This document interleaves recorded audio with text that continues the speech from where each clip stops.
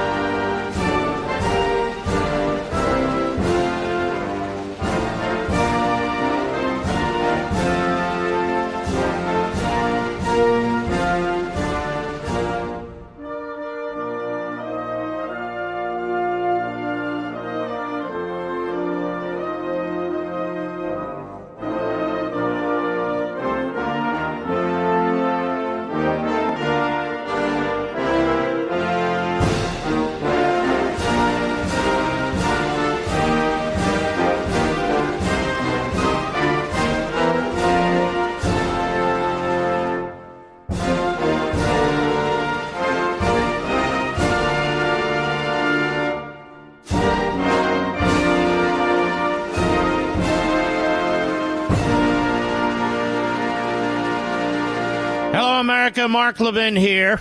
Our number, 877-381-3811. 877-381-3811. There's a ton to get into tonight, and we will unravel it. The cocaine scandal in the White House, they're trying to quickly broom it. It's a cover-up. Cover-up. I'll be getting into that. More on the legal front. You've got this buffoon, this Jack Smith, so-called special counsel, grand jury, this one the January 6th grand jury. Apparently Jared Kushner testified in front of that grand jury. There's a leak about that. As for the documents case, apparently Smith and his crew of cronies are opposing holding the trial after the election. They are demanding that the election be held in December, right in the teeth of the presidential election. So that tells you what they're all about. It exposes them. On Life, Liberty, and Levin this Sunday, I'm going to go through a host of motions that I believe President Trump's lawyers should begin filing now in order to send torpedoes one at a time into the side of the good ship Lollipop, the Department of Justice, and this guy Smith. And I'm also going to, I think, eviscerate Christopher Wray, Chris Christie, who comes to his defense. That Christopher Wray is a good guy and he's put all these reforms in place. Christopher Wray is a horrific public servant. He doesn't answer any questions, including questions he can answer. He needs to go. We can't have people like that. But more on that later. And of course, from time to time here, all the time we discuss the Constitution, but from time to time we take a deep dive. And I said we'll get into all these other issues. But before we do, every now and then we have to plow our own course. Can't just follow the news. And I honestly don't like to just follow the news. So, I thought, how about a little discussion on the Constitution? Our fantastic Constitution. Call the family over. Call your kids over. Because you're about to hear something you probably haven't heard as I dig into this. This is from Chapter 7 of The Democrat Party Hates America. The title of this chapter is War on the Constitution. The U.S. Constitution is the most remarkable governing document ever written. It creates a functioning federal government, but protects both state and individual liberties at the same time. It uniquely divides the federal government into three co-equal branches with their own responsibilities, and whose members are chosen in fundamentally different ways. It is further designed to protect the people from at least two forms of tyranny, mobocracy, and monarchy. That would be modern-day dictatorship. The Constitution is a document that takes into consideration the extraordinarily diverse nature of America, from its more densely populated areas to its rural communities, from its commercial centers to farming areas, from its fisheries to its mining towns, from people of deep faith to people of no faith, from the highly educated to the barely literate, from the rich to the poor, and yes, from white to black people, and every other skin color. It is a self-correcting document, allowing for amendments to address imperfections and unforeseen events should a significant portion of the body politic and the public demand them. The Constitution is a truly incredible manifestation of thousands of years of human experience and progress, yet drafted in a period of less than 5 months. But if your purpose is to fundamentally transform America, then your purpose must also be to destroy constitutional republicanism. Thus, the Constitution must go, either all at once or by parts. And that is exactly what the Democrat Party and its masterminds have in mind. Indeed, Biden and his party are endlessly and relentlessly looking for ways to bypass the Constitution's obstacles to centralized power. And I'm going to give you a big example later in the program today. Big example that just happened. And their propaganda aimed at condemning Republican institutions has grown increasingly shrill, unhinged, and desperate. In the past, the Democrat Party and its academicians insisted that the Constitution actually embodied their ideological agenda and compelled the outcomes that they demanded. They celebrated judges and justices who abused judicial review and the promotion of activism. Today, they make open their disdain for the Constitution and no longer seek to disguise their true intentions. For example, radical leftist Ruth Kolker, professor at Moritz College of Law, the Ohio State University, is illustrative of this modern assault on the Constitution itself. Key to this attack is to try and link the Constitution to slavery. She writes in the opening salvo of her essay titled "The White Supremacist Constitution" that the United States Constitution is a document that during every era has helped further white supremacy. White supremacy constitutes a political, economic, and cultural system in which whites overwhelmingly control power and material resources. Conscious and unconscious ideas of white superiority and entitlement are widespread. By the way, she's white, of course. And relations of white dominance and non-white subordination are daily reenacted across a broad array of institutions and social settings. She says, rather than understand the Constitution as a force for progressive structural change, we should understand it as a barrier to change. From its inception, the Constitution enshrined slavery and the degrading of black people by considering them to be property rather than equal members of the community.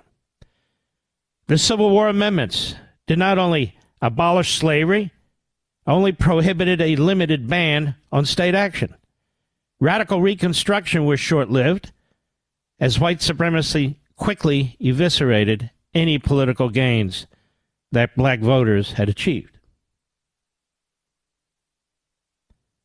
The Supreme Court has interpreted the Civil War amendments consistently, she says, with their white supremacist roots, rather than serve as an effective instrument to help eradicate the badges, incidents, and vestiges of slavery. The Constitution has become a tool, both to ban voluntary race affirmative measures as the federal, state, and local government level, and also to preclude Congress from enacting strong abolitionist measures. The court, she writes, has enshrined the views of Andrew Jackson, a fierce proponent of white supremacy, into its structure. This is the kind of anti-American racist claptrap, ladies and gentlemen, that passes for constitutional scholarship these days. Elie Mystal, you know who that is, right, Mr. Producer? He's the guy endlessly on MSNBC. He's a real vile person. Another extreme leftist. Correspondent for the radical magazine The Nation. Is a frequent guest on MSNBC and author of the book Allow Me to Retort, a Black Guy's Guide to the Constitution. And like Kolker, he declares that the United States is and always has been a corrupt society, and the Constitution is nothing but an accumulation of demands of immoral white people enshrined in a document and imposed on the nation. And during his media tour promoting the book, he declared on ABC's roundly ridiculed View television show, the Constitution is kind of trash. Let's just talk as adults for a second. And he went on, it was written by slavers and colonists and white people who were willing to make deals with slavers and colonists. They didn't ask anybody who looked like me what they thought about the Constitution. Moreover, this document was written without the consent of black and brown people in this country, without the consent of women in this country. And I say, he writes, or said, if that is the starting point, the very least we can do is ignore what those slavers and colonists and misogynists thought and interpret the Constitution in a way that makes sense for our modern world. Now, Mystal's pretentious, unhinged rantings are typical, again, of the guests booked by the Democrat Party media, MSNBC, and so forth. And he's among the improvements that he pushes on the Constitution are all this left-wing claptrap agenda that he pushes. Now, just to underscore this point that we talked about a week or two or three ago, where in the Constitution is slavery mentioned? Nowhere. Where the Declaration is slavery mentioned? Well, it had originally been in a draft, but they had to remove it due to Georgia and South Carolina, or they wouldn't have been able to have unity in their war against Britain. But it's nowhere in the Declaration. As a matter of fact, the Declaration talks about unalienable rights and so forth for every human being. Every human being. And when he says, Mystal, that blacks didn't have any say, the scholarship that I researched says that anywhere from 5 to 10 states, 5 to 10 states, black people voted.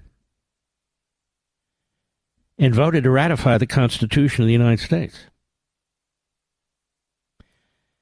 As for blacks being viewed as property under the Constitution, where? Another lie. The 3/5 enumeration that I've talked about many, many, many times till I'm blue in the face had to do with representation. Representation. In other words, the South wanted to count slaves as an individual citizen for purposes of gaining more seats in the House of Representatives. It was the North that said no. That said, no, you can't treat these people as property and then treat them as people for purposes of empowering yourselves. And so the 3/5 compromise came to be. It wasn't that they were 3/5 of a person. They knew they were people, even among the slaveholders, as diabolical as they were. It was for addressing the number of seats that would be in the House of Representatives. What is in the Constitution, of course, is the 13th, 14th, and 15th Amendments, all passed by the states, by 3/4 of the states. Abolishing slavery, conferring the right of voting on freed black slaves, and due process and equal protection. Now, it certainly wasn't perfect the way this was implemented, But our governing document, it's not a document of slavery. It's a document of freedom. A document of freedom. Now, there's two individuals who did more for black people and more to end slavery than any other two human beings on the face of the earth. Certainly in the United States. That would be Frederick Douglass and Abraham Lincoln.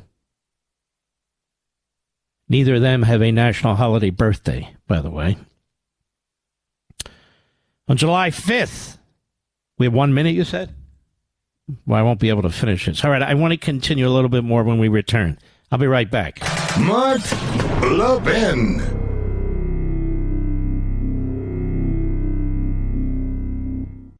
If we've learned anything over the past 2 years, it's that unexpected things can happen. For example, average IRA and 401k balances fell 20% last year, according to Fidelity. We didn't expect that, but here's something that could help if you have an IRA or 401k. Physical gold in your IRA. The World Gold Council says even central banks are buying tons of gold. Now, what does that tell you? Learn why many Americans are turning to a gold IRA with Augusta Precious Metals. They're the best.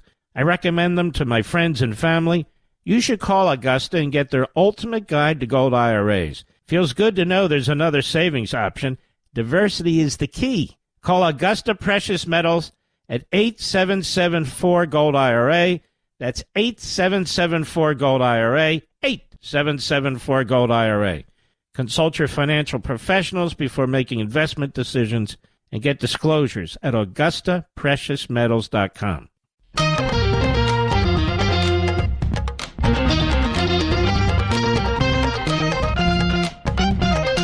Frederick Douglass had been a slave. He became one of the great civil rights leaders in human history. Extraordinarily intelligent, self-taught, incredibly literate, fantastic writer, and had enormous influence during that period, especially in the North. And he and Abraham Lincoln became very good friends. He was very skeptical of Lincoln early on, but that said, he would become good friends. The Democrats want you to believe that the Declaration of Independence is racist, that the Constitution is racist. There's nothing racist in either of those documents, quite the contrary. They are fabulous documents of liberty, freedom. And the men at the time who were fighting slavery and racism, they invoked them constantly. It's the modern-day American Marxist who trashes those documents. Not because of slavery 150 years, 160 years ago. They trash it because those documents stand in the way of their Marxist agenda. The Constitution and the Marxist ideology are like oil and water. They can't work. The Constitution and the issues the Democrat Party today advocates, they can't work, which is why they go around the Constitution. I want to encourage you to grab your copy of American Marxism, but even before you do that, how about this book, The Democrat Party Hates America? I'll be right back. If we've learned anything over the past 2 years, it's that unexpected things can happen. For example, average IRA and 401k balances fell 20% last year, according to Fidelity. We didn't expect that, but here's something that could help if you have an IRA or 401k. Physical gold in your IRA. The World Gold Council says even central banks are buying tons of gold. Now, what does that tell you? Learn why many Americans are turning to a gold IRA with Augusta Precious Metals. They're the best. I recommend them to my friends and family. You should call Augusta and get their ultimate guide to gold IRAs. Feels good to know there's another savings option. Diversity is the key. Call Augusta Precious Metals at 8774-GOLD-IRA. That's 8774-GOLD-IRA, 8774-GOLD-IRA. Consult your financial professionals before making investment decisions and get disclosures at AugustaPreciousMetals.com. If the world seems so confusing, Mike will be glad to clear that up for you. Call him now at 877-381-3811. As a side note, they talk about the Electoral College, too, which has absolutely nothing to do with slavery of any kind. And in fact, but for the Electoral College, Abraham Lincoln wouldn't have been president of the United States. The Electoral College has everything to do with trying to determine to have all aspects and parts of the country participate in the republic. If you had a straight line popular vote, which is what the Democrats won, if that's what you have, then 10 states have the ability to win that popular vote given their population numbers. All the rest of the states would be cut out, meaning tens of millions of people would have no say in the government. They'd have no representation. But I don't want to do a course on the Electoral College right now. That can wait for another day. It's amazing how we're able to use this platform, isn't it? Talk radio is fantastic. Others can just pick things off the news and run with it and find that's fine. Or fill their time with a gaggle of guests. We have guests from time to time. But it is a remarkable platform, especially for somebody like me who wants to get into some of these issues fairly deeply. And I think that's why we've been around for 21 years. You know, we're up against all kinds of sports, particularly on the East Coast and in the later hours of the program. The Mets and the Yankees and all kinds of teams, but all over the country. And we just power through. And no show is ever going to be able to compete with those sporting events other than this one. Just the nature of the beast. So why did I get into this to begin with? To talk about the Democrat Party Hates America, my book? In part. But what triggered it is what I was reading this piece from the Daily Caller. Democrats attempt to ram through new constitutional amendment with creative legal maneuver. They are constantly looking for ways to torpedo the Constitution. Laurel Duggan, congressional Democrats are attempting to add the Equal Rights Amendment, the ERA, to the Constitution. About half a century after states failed to ratify it by introducing legislation stating that it has in fact been ratified, according to the New York Times. Oh, we'll just say it was ratified. Congress passed the ERA in 1972 with a 7-year deadline for ratification. Congress proposed it to the states. But only 35 states ratified by 1982, falling short of the required 3/4 of the states. That would be 38.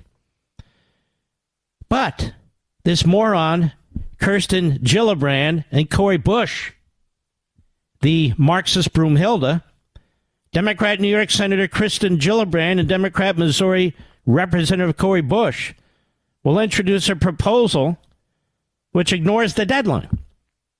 States that the ERA has already been ratified as the 28th Amendment and urges the National Archivist to certify and publish it immediately, according to the New York Times. The lawlessness is incredible, isn't it? For us, it's already done. The ERA is the 28th Amendment. We just need the archivist to publish it, Bush said, according to the New York Times. Geez, it's a Republican pushing some kind of amendment. They'd have a federal grand jury in Washington, D.C. They'd be charged with something. Now, the amendment's plain text states that women have equal rights to men throughout the U.S., but legal experts view the measure as a way to push through pro-abortion measures, as well as policies erasing sexual distinctions in public restrooms and other traditionally sex-segregated places. I ask a question. It's an honest question. Why are these Democrat Party officials, elected and unelected, at local and state levels, buried in the educational bureaucracy or the media. Why are they such perverts? Why are they such child abusers?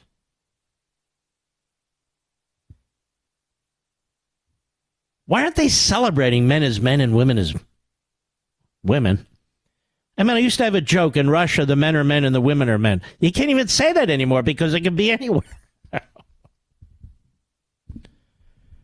What do you think about this, Mr. This is a Democrat Party that is obsessed with bisexual sex, with all forms of sex, sex with God knows what, body mutilation, mutilating children, aborting babies at the last minute. This is the party of eugenics 100 years ago. But what is it about this party? It's sick. Now, Mr. Producer, let's take a swing at this. Kirsten Gillibrand, let's invite her on the program. What do you say? I get it. But the point is, she needs to explain herself. She can't just live in a bubble where she talks to herself. We need to have an explanation. I would also like to discuss the contents of the ERA. What exactly is meant by this? That men and women are equal for all purposes. We're not equal for all purposes. In fact, we're not equal for a lot of purposes, and that's a good thing. You know,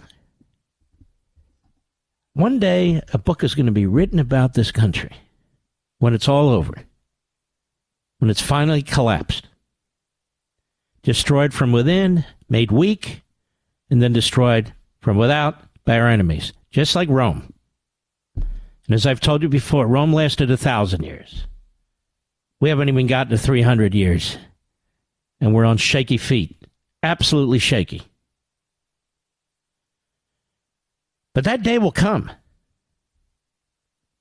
which is why I and you fight like hell, because we have children and grandchildren, and the future matters.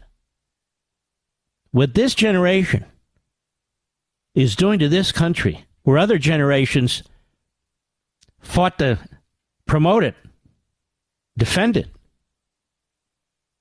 is sickening beyond belief. It's sickening beyond belief. So you have this amendment, they're going to dust it off, and they say all we have to do is tell the archivist to sign off on it? You know, they talk about fake electors. These sound like fake amendments, Mr. Producer. Not going to get away with that. Anyway, I point this out because these people don't believe in the Constitution. They believe in using it somehow. So that's what drew my attention to this whole issue, is that they're trying to circumvent the rules as they always do, whether it's the Electoral College or whether it's the amendment process or whatever it is, to impose on us their will. All right. Joe Biden, he's in Finland today. Is he the worst screw-up of all time or what? Cut one, go. My second question on that note to Mr. President Niinistö, hearing this answer that no one can guarantee a future, are you worried that the political instability in the U.S. will cause issues in the alliance in the future? Let me be clear. I didn't say we couldn't guarantee the future. You can't tell me whether you're going to be able to go home tonight. No one can be sure what they're going to do. I'm saying as sure as anything can possibly be said about American foreign policy, we will stay connected to NATO. Connected to NATO, beginning, middle, and end. We're a transatlantic partnership. That's what I've said. But obviously earlier he wasn't clear on it, or the question wouldn't have been raised at all. Cut two, go. No one can join NATO while a war is going on, where a NATO nation is being attacked. because that guarantees that we're in a war. Okay, let me help you out here. I agree with what he's trying to say. If they're not in NATO, they're not a NATO nation, right, Mr. Producer?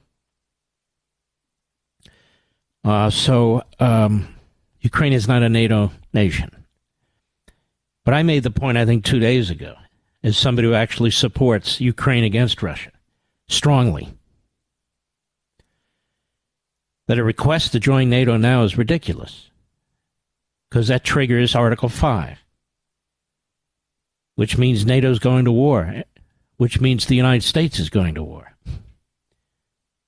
with troops, with our Air Force, and all the rest of it. Now, why would we do that? We mustn't do that, and we won't do that. Now, the Chinese are hacking our computer systems while we're sending a conga line of Biden cabinet members over to China trying to appease them. Do you realize, as a people, just step back a second, how little we know about what's being done for our lives, our country, our family, our future? We have no idea what's being discussed behind closed doors. We have no idea what the Biden administration is trying to give to the communist Chinese, what kind of compromises they're trying to make. We don't have the foggiest idea. And by the way, neither does Congress. Neither does Congress. This whole Iran thing, it's all being done verbally. Congress has no idea what's taking place, and the Democrats in Congress don't give a damn. We're being sold out.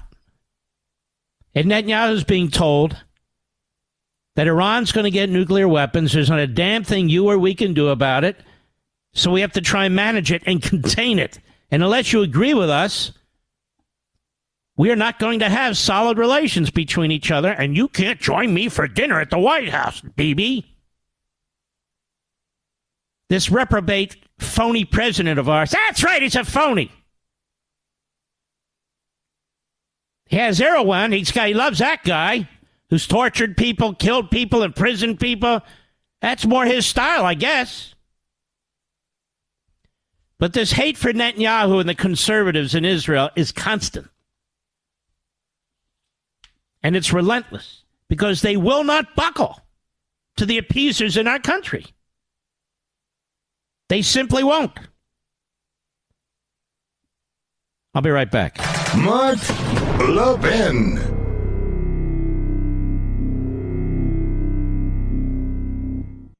If we've learned anything over the past 2 years, it's that unexpected things can happen. For example, average IRA and 401k balances fell 20% last year, according to Fidelity. We didn't expect that, but here's something that could help if you have an IRA or 401k. Physical gold in your IRA.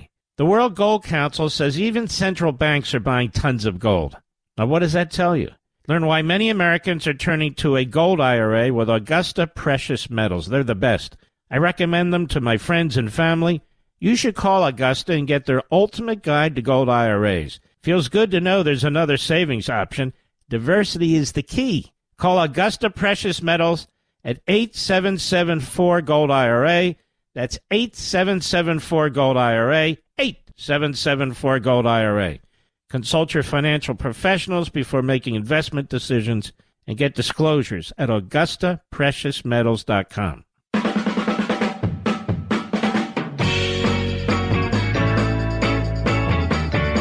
Biden is with world leaders in Finland. We talked about this. Isn't this depressing?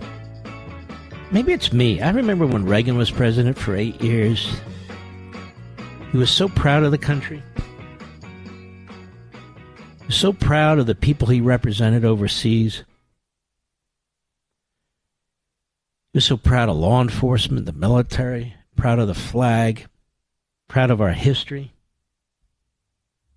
Embraced market capitalism like nobody before. He spoke very negatively about the enemy, very positively about the American people. He didn't divide us into groups. He didn't divide us racially. None of this MAGA extremism stuff for the left.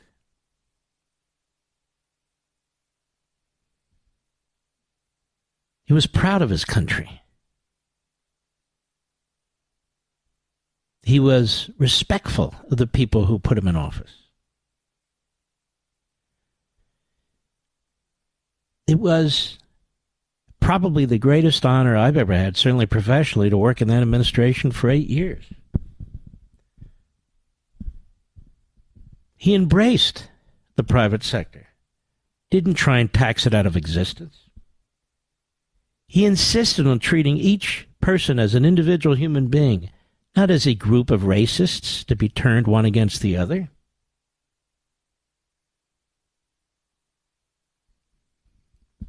He was a tremendous leader with a smile and a statesman. He set out to destroy the Soviet Union. That's exactly what he did. Look at this fool overseas and in our own country, muddling through. Thinks he's a tremendous success. Thinks he's a genius statesman, a genius economist. It's absolutely disgusting. Some of you are too young to know what it was like. Obviously, to live through that administration. You're living through this. We have a Democrat Party that is fanatical about abortion. Now, how sick is that? Even if you believe in it, do you have to have it as a personal lust? We have an FBI and a Department of Justice that's utterly and completely out of control with respect to Trump, with respect to parents, with respect to pro-lifers, with respect to the Catholic Church and so forth. The Democrat Party is all good with that. None of this would be going on under Reagan. He would put he'd put an end to it. I see the actors are on strike now. SAG. Hate that union. It's my union. I can't work behind this microphone unless I'm a member of this SAG union. Bunch of sad sacks. So they're striking. The writers are striking. And I'm supposed to give a crap. It's amazing. They're boycotting themselves. I will not make a movie, and I will not go to one of my movies. Fine by me. Strike for the rest of your lives. Ask if I give a damn. I'll be right back. This segment of the podcast is exclusively sponsored by Pure Talk. Pure Talk offers great coverage and can save your family money on your wireless bill every single month. Go to puretalk.com to find the plan that's right for you. Thank you again for listening, and thank you so much for this sponsorship, Pure Talk. He's here. He's here. Now, broadcasting from the underground command post, deep in the bowels of a hidden bunker, somewhere under the brick and steel of a nondescript building, we've once again made contact with our leader, Mark Levin. Welcome back, America. Mark Levin here. Climate change. The same people who hate this country, who hate capitalism, who hate you. Have you noticed? Are the same people behind climate change? How can that be? It's obvious. Climate change is just another ruse. They've tried many. They tried global cooling, global warming. They settled on climate change. They've tried communist-style class warfare. You're not buying it. So they decided, okay, let's claim that capitalism and prosperity and growth are damaging air and water and the environment. In fact, they're deadly. And it's an international emergency. And that if we don't quickly destroy our own economic superiority, if we don't do these things and do them yesterday, then the nation cannot survive. So this is where they've dragged us. And you actually have Joe Biden in Finland today essentially saying this, which only motivates our enemies even more. Listen to this. Cut 5, go. And we're working in lockstep to tackle climate crisis, which you've been leaders on for a long time, and in order to literally preserve our planet. Finland's been a leader? Do we get something from Finland, Mr.? Is it like the phony bridge sign leading to Trenton, New Jersey, what Trenton makes, the world takes? Trenton doesn't make anything. Not anymore. Anyway, go ahead. Essential threat humanity faces, and we don't have a lot of time, but I'm confident if we continue to work together, we can deal with it. So the existential threat, that's a new word for the last few years that they keep using. The existential threat is climate change, which is why we had to ban the incandescent light bulb, you see, because it's a life-threatening product, the light bulb. Now we have to use LEDs. They're always ugly, but whatever. Which is why we have to eliminate the combustion engine and fossil fuels, because everybody's dying from them. No, they're not. Oh, what are you, a scientist? You a biologist? And the stupidest politicians of all keep lecturing us about this stuff and are in charge of it. This is a religion. This is an ideology. This isn't science. Where's the settled science? I want to read it. I said, where's the settled science? I want to read it. Is it along there with the chapters on the mask and the lockdowns and canceling school? Where's the settled science? As you and I watch our country being destroyed, and we have little say in it. We have no say in it. Because it's being run by the bureaucracy. And they're not up for election. Not now, not ever. Isn't it great to be a Marxist? You build these massive bureaucratic empires. You load them up with like-thinking radicals. They're immune from elections. They have civil service status. They have union status on top of that. You couldn't move one of these people out of office if your life depended on it. And it's incestuous, the hiring practices. Just like with faculty. Congress didn't pass a law eliminating the combustion engine. Congress didn't pass a law and say, thou shalt not drive automobiles that use gasoline or diesel fuel. Congress never voted on any of that. And so what do? They do exactly what Gillibrand and the other puke are doing with the Constitution. They are taking statutes, rewriting them in the executive branch, essentially, issuing regulations and saying we are authorized by Congress to make these decisions. Life-affecting, quality-of-life decisions who nobody voted on. What kind of representative government is that?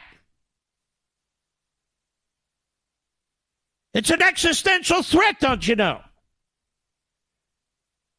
I thought the oceans by now were going to be so high that we'd all be flooded from sea to shining sea. Never happened. Now we get these damn weather reports. Oh, it's hot out there. It's hot. It's hot. You know where it's hot? Las Vegas. It's a desert, you idiots. Hot in Florida? I'm here. Yeah, I know. That's why I'm here. Record set. Every year it's record setting. It's those damn light bulbs. And gas stoves. And the damn cows. And the methane. That's right. It's the coal miners, the steel workers. They're the problem. It's the refineries. We got to shut them down.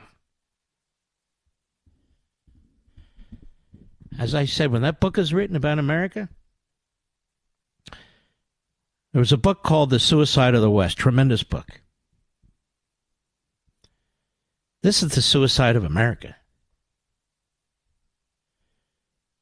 And you and I didn't even vote for it. Nobody voted for it. It's exactly what Gramsci, the Italian communist, Marcuse, the German communist, came to the United States, infiltrated our country. It's what they all said. Slowly but surely secrete ourselves into the culture, into the government.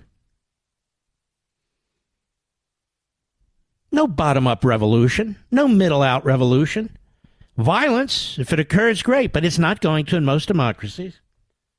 So take the system over time, over a course of time. It's all in the book. Over a course of time, they've taken over the media, which is the state-run media. Show me the difference of opinions between Chuck Todd and anyone in the government. Ever. When there's a Democrat in power. And go down the list. They hire from each other's workforces. It's top down. This is all top down, Washington-centric, regulations, treated as laws, with fines and penalties, including possible imprisonment.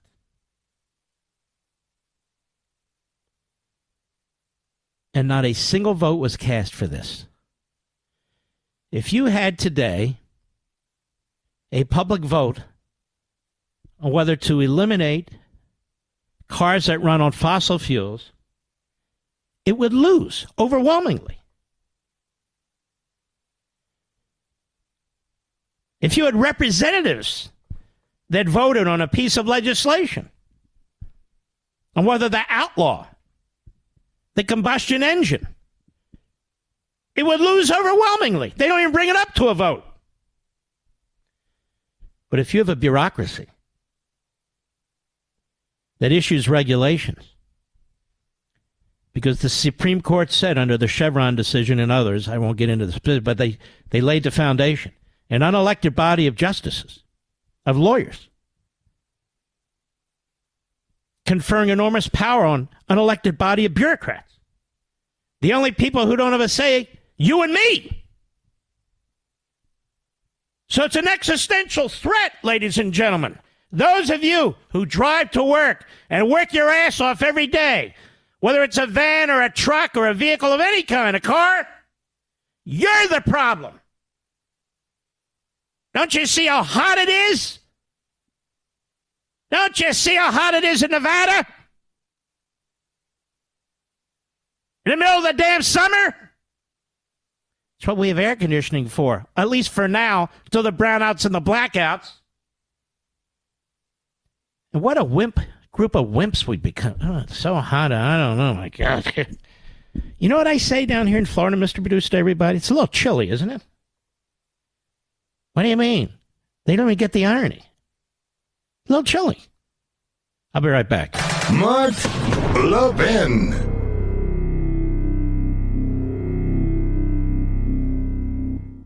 You know what company's looking for you when they actually upgrade your service and don't charge you for it? This is great news, and for new and current Pure Talk customers. Pure Talk just added data to every plan and is including a mobile hotspot with each one, with no price increase whatsoever. Now, if you've considered Pure Talk before but haven't pulled the trigger, take a look again. Just $20 a month for unlimited talk, text, and now 50% more 5G data, plus mobile hotspot. Just $20 a month, folks. This is why I love Pure Talk. That also happens to be veteran-owned and only hires the best customer service team right here in America. Most families are saving almost $1,000 a year while enjoying the most dependable 5G network in America. Just go to puretalk.com and enter promo code Levin Podcast to make the switch to Pure Talk, and you'll save an additional 50% off your first month. Again, go to puretalk.com, enter promo code LEVIN Podcast, and make the switch to my cell phone company, Pure Talk, today. It's a pleasure to have Mike Pence on the program. Mr. Vice President, how are you, sir? Mark Levin, I'm doing great. Thanks for having me back on. You know, I want people to know something. Politics is a funny thing. There's all kinds of battles, attacks going back and forth. That's the nature of politics. But you and I will always be friends. Your conservatism goes way back. We go back, I don't know how long, a long time, actually. And a long time, Mark. I'm definitely getting old, Mike. I can tell you that. And no, you're not. But the truth is, that's the way it is. There's nothing I can do about it. Politics is politics. That's the nature of the beast. Yeah. Now, all that said, Mr. Vice President, I have a couple of questions for you here. Yeah, fire away. Why is there almost no focus on what Joe Biden is doing to undermine the state of Israel? Mostly because he hates Netanyahu, who is standing up to Iran, and he's going to cut a deal with Iran that's going to ensure they have nuclear weapons and just try and manage it. Won't that be a disaster for the United States? It'll be a total disaster, and quite frankly, you know, we had Iran more isolated than ever before. I mean, the Abraham Accords basically were historic.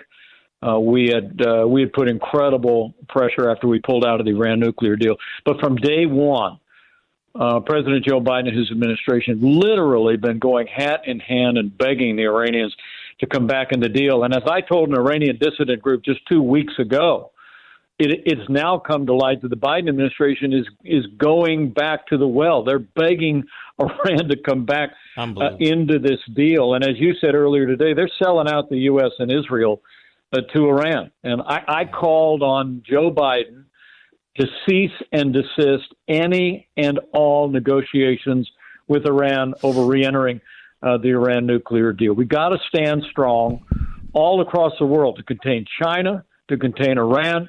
And it's the reason why, Mark, and I appreciate your strong leadership on this. It's the reason why, as the leader of the free world, we need to continue to give the military support to the Ukrainian armed forces to repel that Russian invasion. It's all about projecting American strength, whether it's in the Middle East, or whether it's in China, or whether it's in Ukraine. And the Biden administration has been projecting weakness across the world, the disastrous withdrawal from Afghanistan being Exhibit A, and the world's becoming more dangerous as a result because weakness arouses evil. You know, I don't understand the foreign policy. I mean, I understand bad foreign policies. I don't even understand the rational or consistent foreign policy here. What he does in Afghanistan is a disgrace. What he's doing to our ally Israel is a disgrace. He is engaging with Iran, won't engage with Netanyahu. When you look at what he's doing, what is his foreign policy? I don't even know what his foreign policy is. Well, it is the foreign policy of the left, and it's one of the reasons. It's one of the reasons why, you know, people like Ilhan Omar get away with saying that she's not going to go and listen to a joint session speech by the president of Israel. I mean, you know, we all know, you know, her long history of anti-Semitic remarks. She was rightly kicked off the Foreign Affairs Committee. But I got to tell you, it's not just Ilhan Omar. It's not just the squad. This is the politics of the left that are constantly morally creating a moral equivalency between those that would seek to destroy our most cherished ally, Israel, and the Jewish state of Israel that's been fighting for its own existence in its after it was restored to its historic homeland in 1948. You know, I've said many times, I'll say it again, at Christians United for Israel when I'm in Washington on Monday, Mark, that, you know, if the world knows nothing else, the world should know this: America stands with Israel.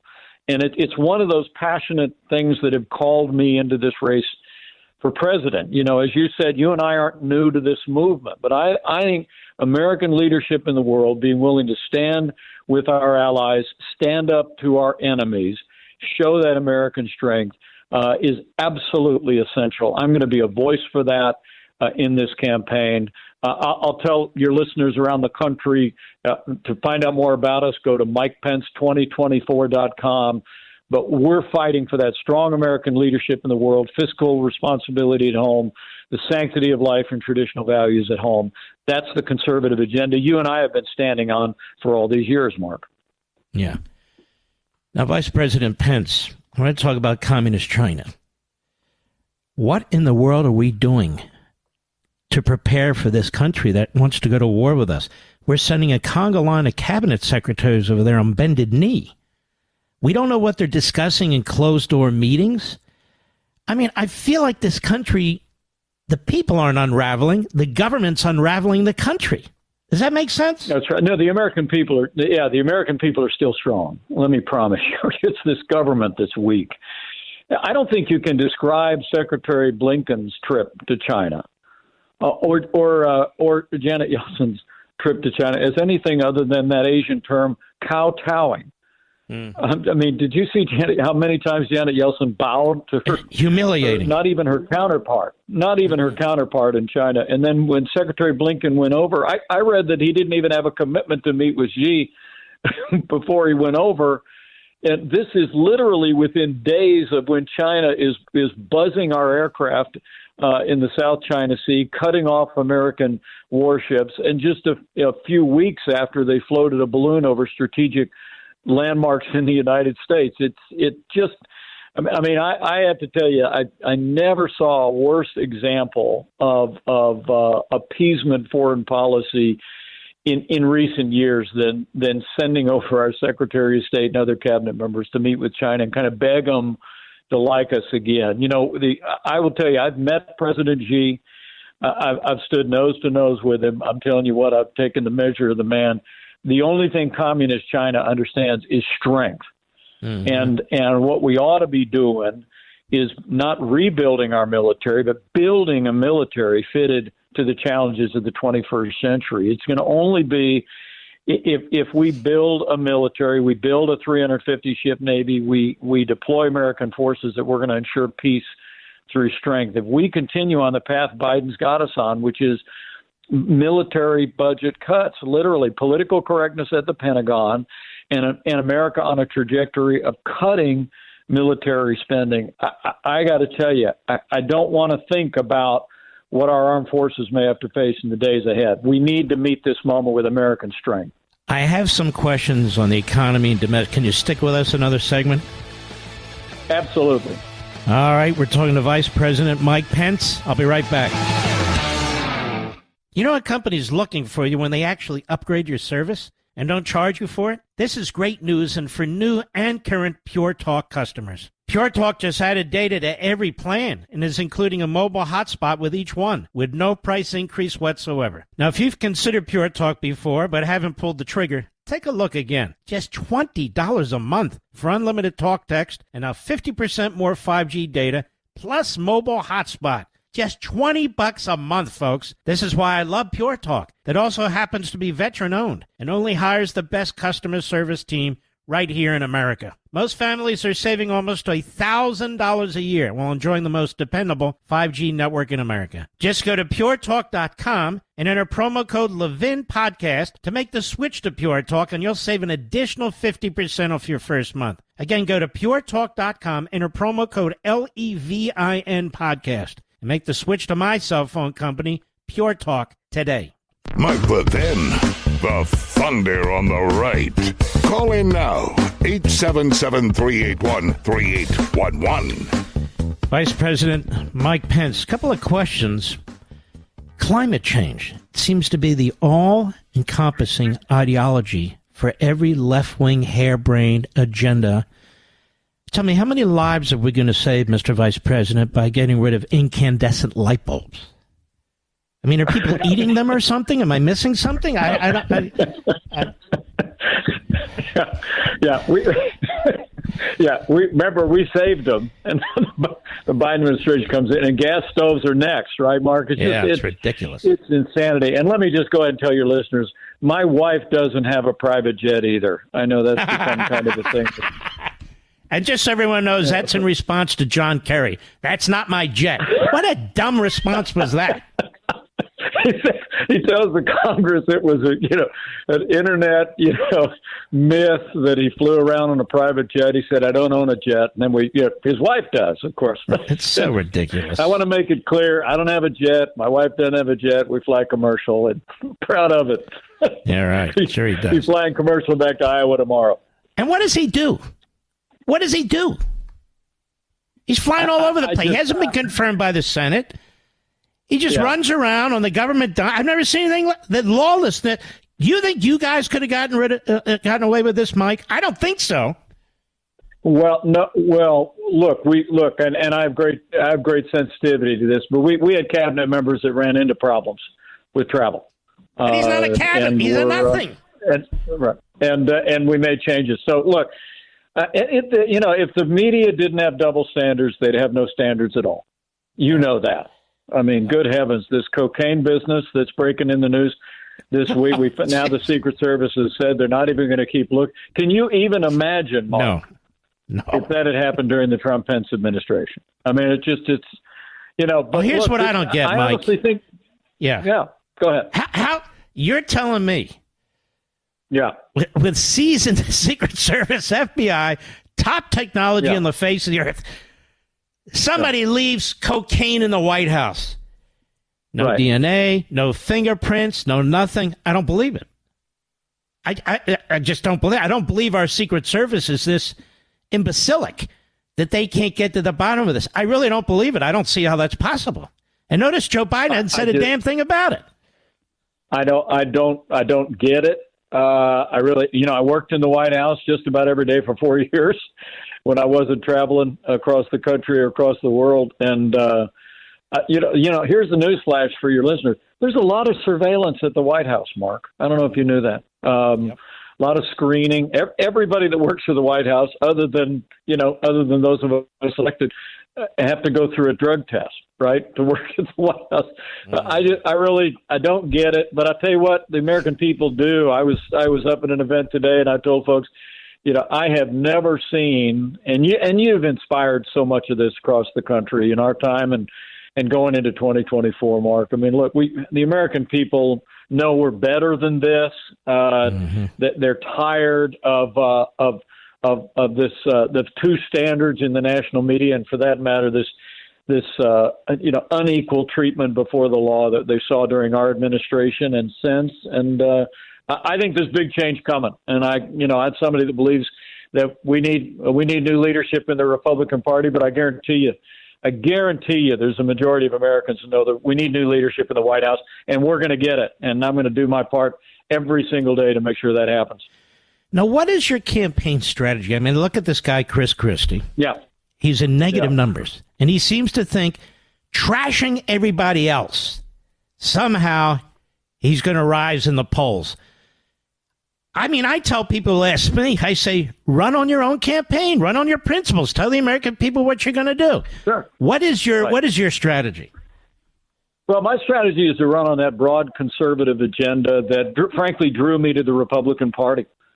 I mean, back in the days of Ronald Reagan, when I was a teenager, I was active in the Democratic Party. But as I listened to the voice of Ronald Reagan and his commitment to a strong national defense, American leadership in the world, a commitment to limited government and less government, less taxes, and traditional values, the right to life, I joined the Reagan Revolution. I never looked back.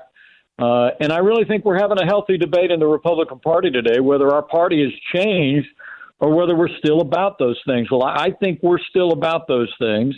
I think those are still timeless American ideals, and they're also ideas that have carried Republicans to victory over the last 50 years in one election after another. So we're going to keep telling that story. Now, we'll draw the contrast. You said at the start of our conversation, elections are about choices, and in politics, you draw the difference on the issues. But I promise you, Mark, I'm going to stick to the issues. We're going to have a little bit of a candidate forum tomorrow in Iowa. I'm looking forward to it. We'll have a lot of those going forward. The Blaze is covering that. Make sure we get on that debate stage. Say again? Yeah, Blaze is covering that. Our digital online company. So we're looking forward to it. It's going to be a great day, and we're working around the clock to make sure that we're high enough in the polls to easily qualify for the debate, but we're working real hard to garner the 40,000 donors around the country that are required. That's why I mentioned the website, MikePence2024.com. People can go there and give a buck and make sure that we're on the stage, because that's what I want. I think negative personal attacks have no place in public life. You know me well. I've tried to carry myself that way over the last 20 years.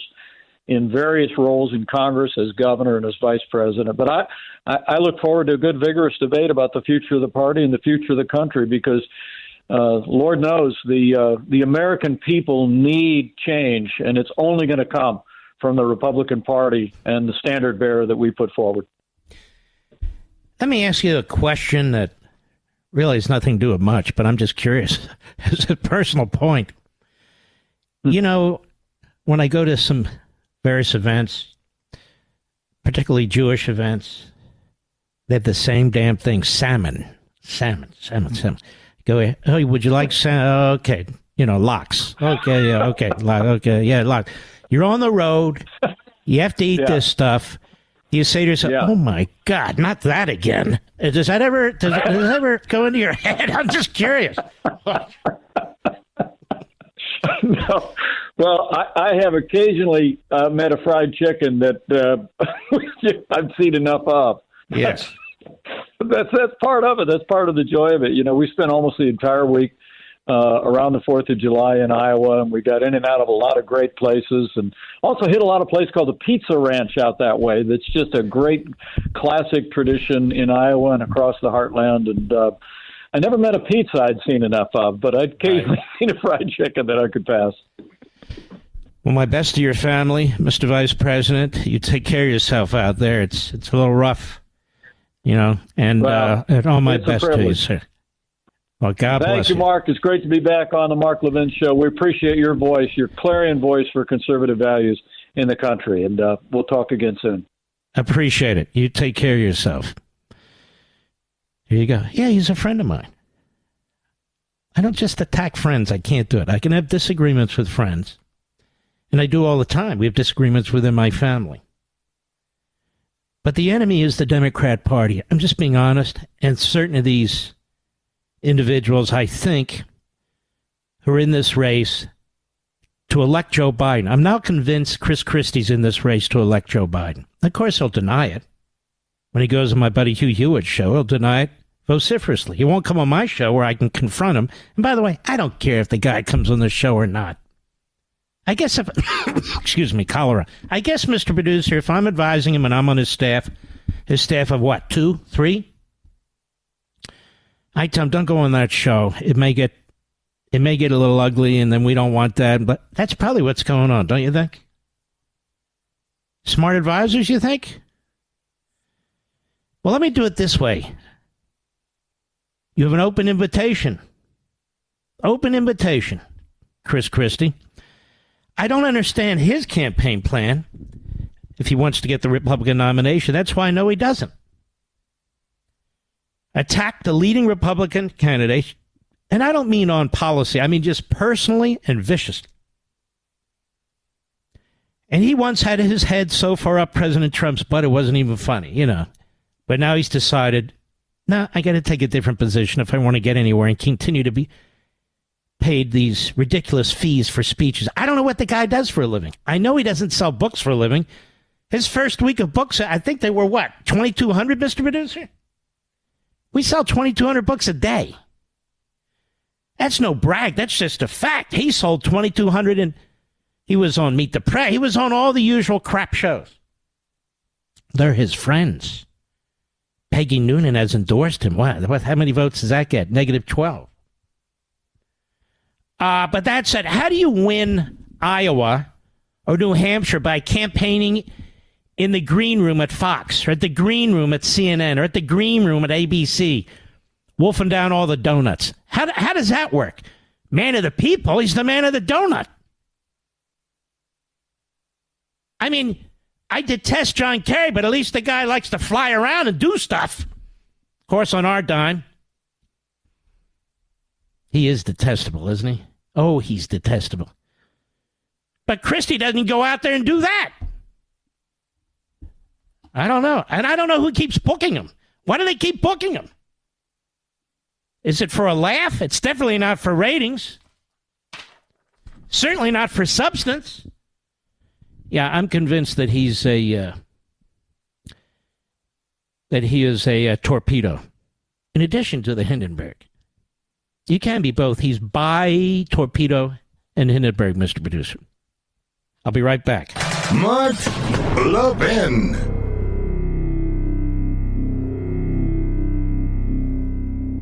You know what company's looking for you when they actually upgrade your service and don't charge you for it? This is great news, and for new and current Pure Talk customers. Pure Talk just added data to every plan and is including a mobile hotspot with each one, with no price increase whatsoever. Now, if you've considered Pure Talk before but haven't pulled the trigger, take a look again. Just $20 a month for unlimited talk, text, and now 50% more 5G data, plus mobile hotspot. Just $20 a month, folks. This is why I love Pure Talk. That also happens to be veteran-owned and only hires the best customer service team right here in America. Most families are saving almost $1,000 a year while enjoying the most dependable 5G network in America. Just go to puretalk.com and enter promo code Levin Podcast to make the switch to Pure Talk, and you'll save an additional 50% off your first month. Again, go to puretalk.com, enter promo code LEVIN Podcast, and make the switch to my cell phone company, Pure Talk, today. I'm starting to think about something, Mr. Producer, as I sit here, as the mind never stops. What if I were to take my 3 hours of programming and move it up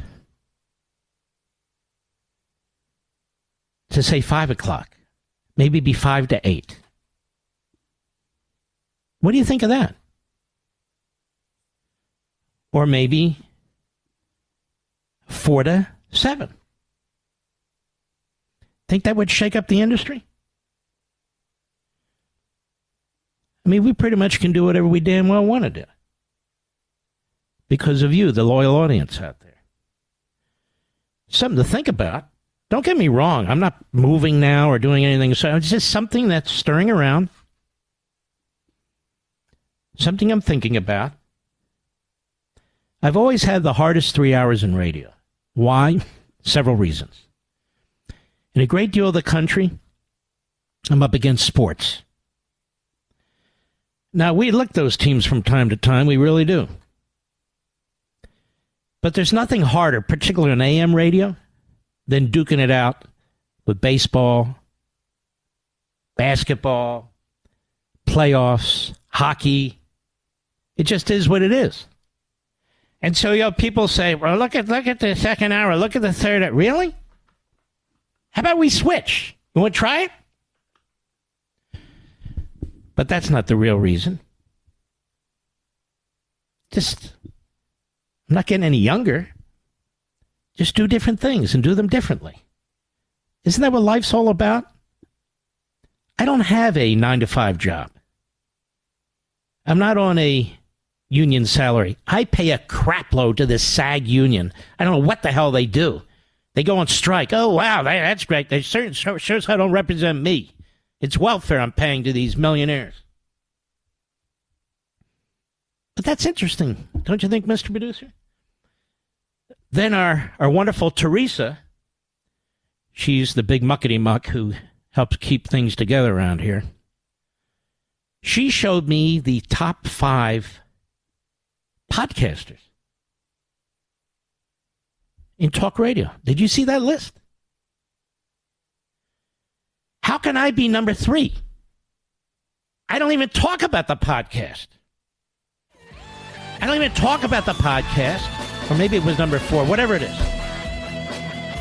Maybe I should start talking about it. Anyway, just thinking out loud. I'll be right back.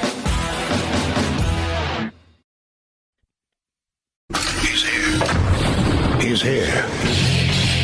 Now, broadcasting from the underground command post, deep in the bowels of a hidden bunker, somewhere under the brick and steel of a nondescript building, we've once again made contact with our leader, Mark Levin. Hello, America. Mark Levin here. Our number, 877-381-3811. 877-381-3811. Now listen to this. Nicolle Wallace used to be a Republican, never a conservative, an advisor to John McCain. In my view, helped sabotage the vice presidential candidacy of Sarah Palin. And then, of course, she flipped over to the Democrat Party, which is willing to pay any grifter Republican who will attack their own and stab them in the back. And apparently it's been very good for her private life. It's been very good for her wallet. And there she is. But like most people of this sort, they're the worst of the worst. And she is. So she has Brennan on. Brennan's lucky he's not in Sing Sing. Or Fort wherever, where they have a nice prison, in my view. My opinion. Cut 12, go. We have so many dumb news cycles because of the sand in the gears that Republicans seem intent on throwing. But at its core, taking if the Republican Party would just go away, even as ineffective as it is, just get out of the way. Because we radical Democrats, we need to be the uniparty. We need to be the state party, which they are. We don't even want distractions as we drag the people of America kicking and screaming into our paradise. That's behind walls. So often with armed guards. Oh, yes, our paradise. We American Marxists, yes. If the Republican Party would just get out of the way, it doesn't matter that they're anemic. It doesn't matter. There shouldn't be two parties. There should only be one. We're sick and tired of playing with the Republican Party. And there's McConnell, bipartisan. We don't even hear from that guy anymore, do we? What a leader. He's great. Go ahead. Attacking the FBI, manufacturing claims of politicization when, frankly, the manufacturing claims of politicization. There's a 300-page report done by career civil servant, prosecutors, and even FBI agents exposing page after page after page of corruption. And this know-nothing buffoon says that it's being concocted. It really truly is unbelievable. Go ahead. Quite true. Seems to endanger us from these kinds of groups, terrorists, foreign and domestic, cartels and gangs. Actually, Missy, may I call you Missy? Better than Messi. Actually, Missy, the FBI has distracted itself, going after the Catholic Church, going after pro-lifers, going after parents. I'd say its agenda has really expanded. And so when people are calling them out, that's what we're supposed to do if we want to be a free people. We're not distracting them from doing their job, you idiot. And what the hell is your job? Why don't you just go on the FBI's payroll or the DNC's payroll? What kind of moron are you anyway? You have no self-respect whatsoever. Go ahead. Chance that we'll wake up and have a real conversation about the real threat of today's current Republican Party. That's what I wanted to get to. The real threat of today's Republican Party. You know why she said that? Because she knows what's coming, Mr. Producer, doesn't she? A full-throated expose with brass knuckles against the Democrat Party and what it's done to this country, really, since it was established. But today, yesterday, 10 years ago, 20 years ago, 50 years ago, 100, 150 years ago, the book is over 400 pages. I did the final edits. You know what the publisher said to me, Mr. Producer? We have to get it to printing. Stop. Stop. Oh, they love the book. Only 5 of us actually read it. I wrote it. And they can't stop praising it. And this is not all my inner circle. Of course, my wife is my toughest grader. I'm my toughest grader. I said, how would you compare this to American Marxism? She says, no comparison. I said, are you kidding? She said, no, this is far and away superior. The way I wrote it, the way I approached it. But you see, they want to take out the Republican Party. And so they'll support the Christies of the world, the Romneys of the world. They'll support the Murkowskis and the Collins. They'll support those people. The McConnells, Asa Hutchinsons. Not Trump, not DeSantis, and others. This is who they are. So they want to pretend that they believe in comity, C-O-M-I-T-Y. They want to pretend to believe in bipartisanship. They want to pretend to believe in your interests, economic interests, security interests, all your interests. They could care less who you are or what you're doing. They want to control you, your thought processes with changing words and outlawing words and punishing people that don't go along. So I've concluded, you ready? That we need to take out the Democrat Party. It's the only way. It needs to be obliterated. It needs to be broken up into 1,000 pieces. It's the party of slavery. It's the party of segregation. It's the party of the Confederacy. It's the party of Jim Crow, the party of eugenics, the party of abortion on demand, the party of big, centralized police state government. It's the party that rejects the Constitution, always has, rejects the Declaration of Independence, always has. It's the party of black racism, white racism, anti-Semitism, anti-Asianism. This is what it does. This is who it is. It's a totalitarian party. That's what it is. And it's getting stronger and stronger and stronger because now it's finally devoured federal law enforcement. We used to be able to depend on them to stand up. Not anymore. They're brave whistleblowers. When I was at Justice, it was a stand-up operation. Not anymore. You're attacking the FBI. No, they're attacking us.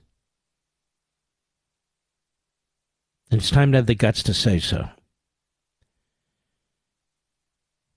But Nicolle Wallace, because she actually is quite stupid, and I say this with all due respect, Mr. Producer, she is a face for The View. You understand what I'm saying? And that's okay. That's good, right? Everyone on The View is just gorgeous, aren't they? May I say that? All right, they're not. They're ugly. What do you want me to say? Besides, they're not women anyway. And I haven't consulted with a biologist to make sure one way or the other. But regardless, she wants to know when we'll wake up, I quote, and have a real conversation about the real threat of today's current Republican Party. As opposed to the one 10 years ago? The one 50 years ago? What kind of propaganda bullcrap is this? The Republican Party doesn't threat anything or anyone, and that's part of the problem. It doesn't have teeth. It wants to cut deals. It wants to go along to get along. It doesn't want to be viewed as extremist by the media, which views it as extremist even if it does nothing. It doesn't understand the culture wars. How do we know that? The Chris Christie types. They got to deal with the pocketbook issues. Well, we can do that, big boy. We can do both. And in your case, you did neither. You left the mess in New Jersey, and New Jersey's a mess. You didn't change the political situation in New Jersey. You did nothing profound, nothing statesmanlike. You spent a year defending yourself against a bridge, for crying out loud. I mean, you spent more time defending yourself against that damn bridge than Ted Kennedy ever did about Chappaquiddick. That's not my fault. That's their fault. No, you're sloppy. Your staff did things they shouldn't have done. That's on you. Stop blaming everybody else. I'll be right back. Mark Levin.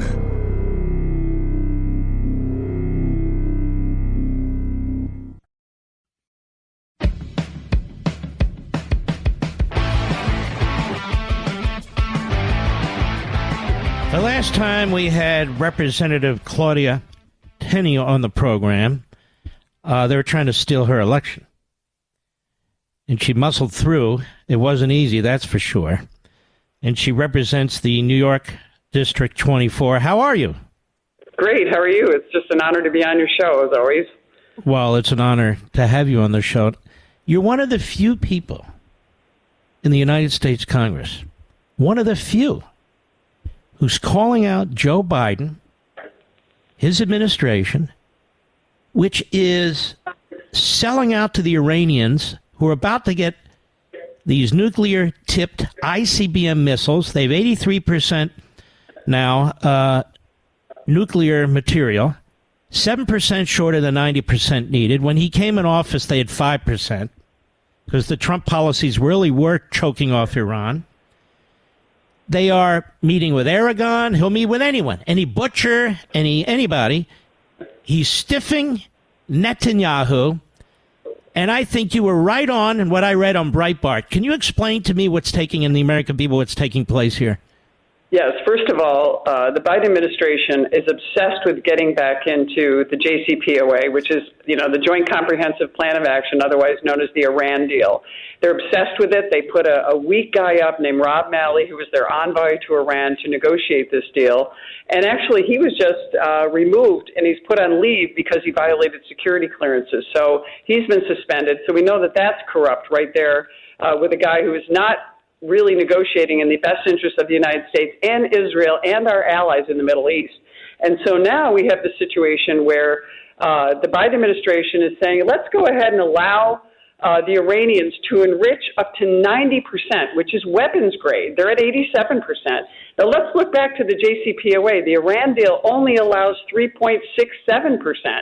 Why are we even exceeding the flawed Iran deal to give them even more ability to wreak havoc on the Middle East, to continue to be a sponsor of terror? The Israelis are up against it, and it's all because Joe Biden doesn't like the fact that Netanyahu is actually a conservative, and he's reasonable, and he's common sense. And I think they're trying to blame this on, it's a scapegoat issue, but they're trying to claim, Netanyahu is meddling in the judicial system in Israel, which is really a false argument. And even those on the left or the middle left are agree with that this is a false issue. I think a lot of people don't realize the Israeli Supreme Court got some strange powers, and Netanyahu's trying to actually put it into check. He made some really important reforms. So instead of having hire bureaucrats to be on the court, he said that elected officials, people accountable to the governance of the people, have to be the ones putting people on the court. And these are common sense, good reforms that resemble something like what we have, because there is no real constitution in Israel. They have what they call the Basic Law. So all the good things that Netanyahu is trying to do, Biden is undermining, and especially using this Iran deal. And I think that we are coming into a dangerous space where we do not have good negotiations. We have John Kerry and other phonies out there that are really harming the best interests of the United States on this really scary situation in the Middle East, which is so important to our nation and to the security of Israel, our best ally there. I think Biden is surrounded with these Obama types who hate the state of Israel. Let's just be honest, who hate Netanyahu, who love the Quislings on the left in Israel, and these phony front groups in our country like J Street and so forth. Netanyahu's elected. He's got a coalition that was elected. He's the longest-serving prime minister in their history. And we went back and looked, Claudia, and we see that throughout the time that he's been prime minister earlier and now, Joe Biden has called him and his government's extreme in every instance. He called Menachem Begin extreme. We're dealing with a truly stupid but nasty man in the White House, surrounded by ideologues. Under his watch, Iran's going to have nuclear weapons. Israel's probably going to have to go to war. Do you think they'll have the backing of the Biden Pentagon? Absolutely not. And I got to be honest with you. I just recently penned a letter with my colleague, a Democrat, Josh Gottheimer, asking the leaders of the United Kingdom, France, and Germany to initiate the snapback sanctions that were ironically were in the Iran deal, but they were also codified in the United Nations Security Council resolution so that we could prevent them from having these. This expires in October. If we could get them to initiate the snapback sanctions, we could have some hedge based on the weakness of the Biden administration. So that's something that we've been working on. You know, we're dealing with the National Defense Authorization Act right now. We're voting on this all this week in Congress, and I put in a number of resolutions dealing with Iran and Israel and other things to protect our interests there. You know, one thing I put in the NDAA back in 2021 that was, you know, has been disregarded is the Iranian Revolutionary Guard Corps. We haven't reported on their status. And so I went ahead and did my own report using open sources, and yet the Biden administration refuses to provide any kind of transparency on that as required by law, and it was passed into law, under a Democrat rule at the time. So we have a really weak administration, a very dangerous administration, as you say, and not only is Joe Biden, I'm glad you said it, not only is Joe Biden, I think, incompetent on foreign policy issues, he's a mean person. He's not a good person. His legacy reflects that. He's not the kind of person we should have as the President of the United States with any gravitas, with any real understanding of what needs to be done to protect this nation. He has no courage. His instincts are all just political hackery. And I think that's what makes me most nervous as an American citizen and the way that our foreign affairs are being portrayed around the world. I mean, this is a dangerous situation for us. And this Iran deal is extremely important. And them trying to get back in and make this terrible deal again. And once Iran becomes enriched, there's no turning back. I mean, their mission is to destroy Israel. Mm-hmm. And by the way, they don't talk exactly friendly to us, do they? No. Well, of course, you know, the Iranians, I mean, look, Joe Biden is so weak and so busy sabotaging the Saudis. I mean, they're far from perfect. They have their own problems. But, you know, they engaged, the Saudis engaged with Iran and China. Now, that's a dangerous situation. Can we hold you over? I got to take a break. Yeah, he chased the Saudis into the arms of the Iranians and the communist Chinese. Joe Biden is destroying this country. Excuse me, he's destroying the world, actually. I'll be right back. Mark Levin, the research arm of conservative media. Call in now, 877-381-3811. Claudia Tenney is a great representative from the 24th District of New York. They almost stole that election from her, count after count after count. We've seen that before. I have some other questions for you. Why are we giving American taxpayer money to communist China? A green climate fund. They have 80 to 85% of the rare minerals needed in this country for batteries and solar.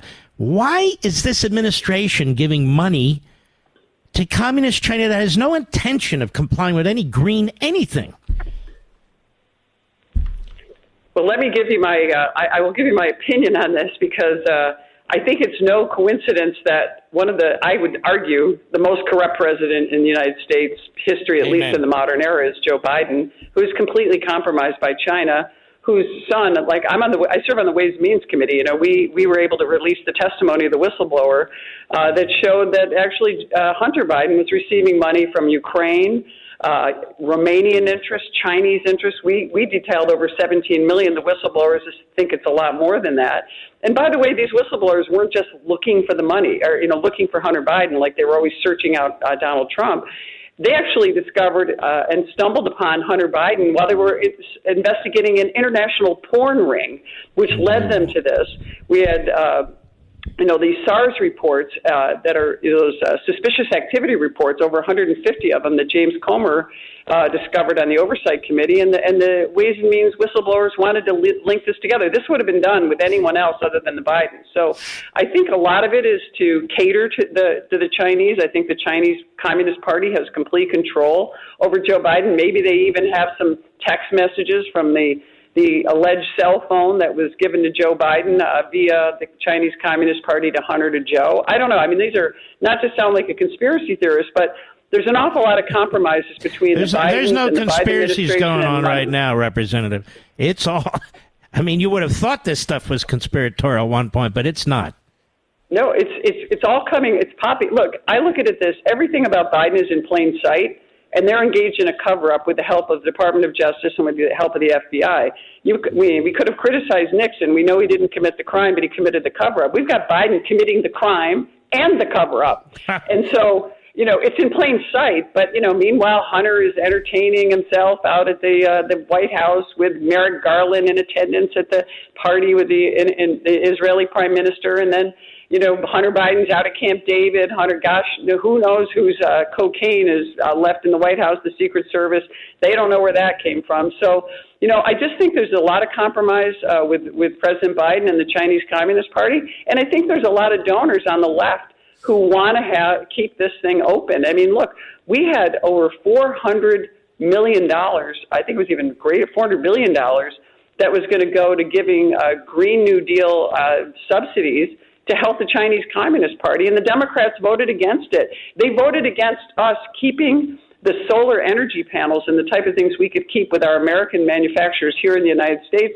They voted to send those over to China because the American manufacturers allegedly couldn't make those up fast enough. Well, give me a break. This is not what that's about. There's something between Biden and China that we see, but we need to prove, and we need to take back the White House in order to prosecute, because we're doing everything we can to shine the light, to provide the oversight, to subpoena the witnesses. We just don't have prosecutorial power. And I still think the Republicans have to be as ferocious as the Democrats are. They never quit. I mean, Nancy Pelosi didn't just use power, she abused power. We need to make sure we use our constitutional power to uphold the integrity of our nation, which I feel like we need to do even stronger than we are now. We have a 5-seat majority in the House. We're compromised by Schumer over in the Senate. And we got to fight the fight. You talk about my election from 2020. The Democrats have just overturned, the Democrats in New York want to go back and revisit redistricting to wipe out the 11 Republican seats that we have right now in the state of New York, which would wipe out our majority in the House just with New York alone.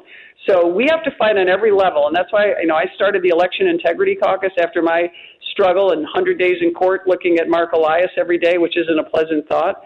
And we've got to fight, and the Republicans have to stand up. As you know, Mark, we always win on policy. We just don't win on process, and we've got to win on both. And I think that's we've got to really be tough. Our country depends on it. We are the last hope at this point. I'm getting older. I've been around a while. My son, served. He was a Naval Academy graduate. He's served in the Marine Corps. He's now a reservist. His future, my grandchildren's future. This is the last best hope. This is the last best hope of freedom. And it's amazing. I don't know where we're going to turn if we don't save this republic.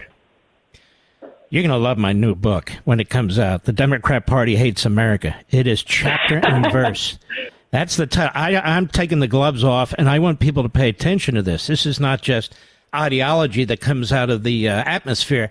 This is this party that embraces every one of these forces, these Marxist activities, these anti-American activities. They embrace them, they promote them, they fund them. That's what they do. That's who they are. This has been an anti-American party since before the Civil War, with the Confederacy, with slavery and segregation. It's time we tell the story rather than them tell lies about who they are. Question. I was a little disappointed, not to put you on the spot. Darrell Issa has been around a while, too. And he was asked about impeaching Merrick Garland. He said, I think we're a long way from it. I don't think we're a long way from it at all. I worked for an attorney general. I was chief of staff for an attorney general. My attorney general, Meese, never did anything wrong, and they kept blaming him for everything. Here we have a man who's the mob lawyer for the Biden administration. He's going after Trump. He's protecting all the Bidens. He won't appoint a special counsel to go after them. He approves every damn thing the special counsel is doing against Trump. You need to have a hearing. You need to go through the process. You can't go through that process unless you charge the guy. You drop a nickel, and they were filing impeachments against Donald Trump. What do you think about this?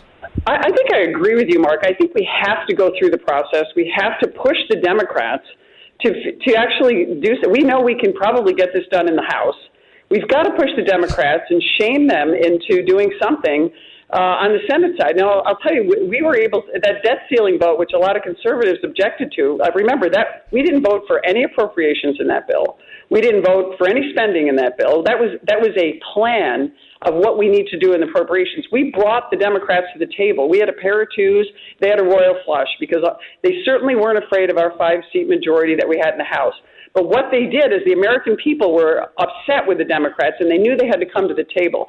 If we can engage in impeachment proceedings against Merrick Garland, force the Democrats and Chuck Schumer to recognize you got to do something about this, I think you're right. You have to push.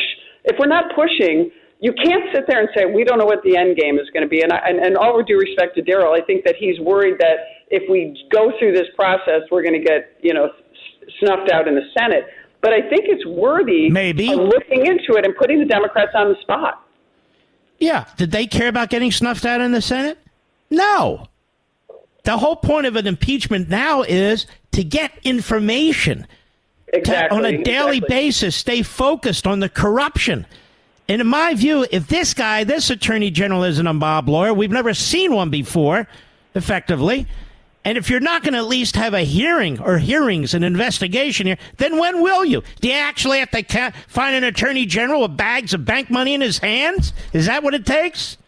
Although we can't even... Yeah, I mean, Jim Jordan's the chair of the Judiciary Committee. I mean, I think he's the person that's got to be pushing on this. And I think it'd be good to do. But let me also tell you why it would be good politically, not just procedurally, is the Democrats are going to have some tough elections in the Senate side. So are they going to actually allow, if we expose this, are they going to actually vote for people who vote against impeaching someone who has done what Merrick Garland has done, which is disgraceful? Thank goodness he never became a Supreme Court justice. God. I don't know. They got a lot of kamikaze politicians over there. But I want to thank you. You never know. Yeah. Yeah. Claudia Tenney, I want to thank you. We want to have you back. That's New York's 24th district. Now you know why they tried to stop her. And now they're going to try and redistrict her out of existence because this is what the Democrats do. God bless you, my friend. Take care of yourself.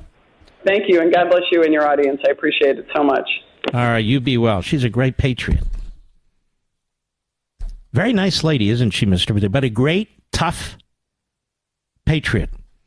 A reminder, Leo Terrell and Christopher Rufo will be on Life, Liberty, and Levin on this Friday. I can tell you, I typically get up at 6 or 7 in the morning. I got up about 3:30 this morning to work on my opening statement for Sunday. And I have to say, it's a kick-ass. I'll be right back. Mark Levin.